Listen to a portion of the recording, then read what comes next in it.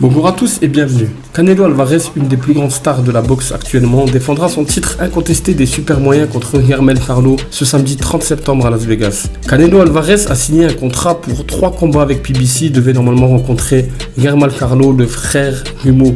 Mais il fait face à de nombreux problèmes personnels et il rencontrera finalement donc le frère jumeau Jermell Charlo, le champion incontesté des poids super moyens. Charlo, 33 ans, n'a jamais boxé au-dessus de 69 kg, tandis qu'Alvarez a remporté un titre à 79 kg. Cependant, Charlo possédera un avantage de 10 cm de taille et 2,20 cm en allonge.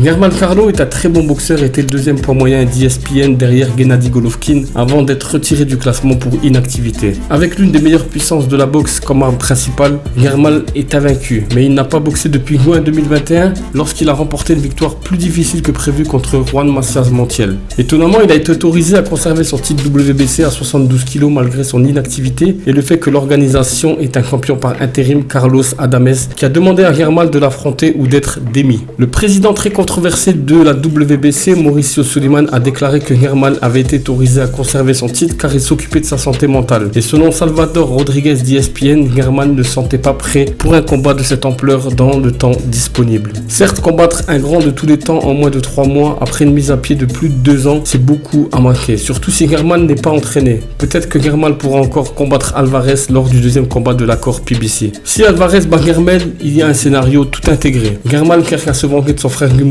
et peut-être que Jermell pourra revenir sur les rings avec un combat ou deux entre temps avant une éventuelle rencontre en mai 2024 avec Alvarez. Jermell Charlo est un combattant impressionnant et même s'il n'est pas invaincu, il a battu tous les adversaires qu'il a affrontés. Charlo a abandonné une décision contestée face à Tony Harrison en décembre 2018 mais a vengé la défaite avec un KO au 11e round. Charlo a été ensuite tenu en échec par Brian Castano en juin 2021 mais Jermell n'a laissé aucun doute lors du match revanche de mai 2022 avec un KO au 10e round pour remporter le championnat incontesté des poids super moyens. Le fait qu'il ait pu faire des ajustements appropriés lors des 2 matchs revanche contre des combattants de qualité en dit long sur les capacités de Charlo. Mais ni Harrison ni Castano n'approchent le niveau d'Alvarez.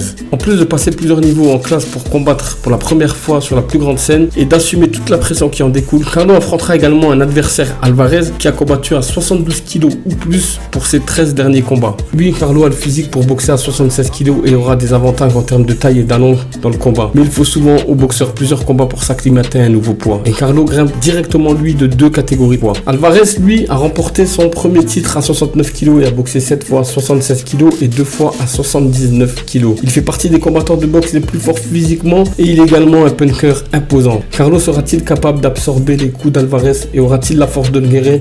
Alvarez a également été beaucoup plus actif. Depuis la victoire de Charlo en septembre 2020 contre Jason Rosario, il n'a boxé que 2 fois, 2 combats contre Castano. Il devait combattre Tim Tszyu en janvier mais il s'est retiré avec une main cassée. Depuis septembre 2020, Alvarez a combattu 7 fois.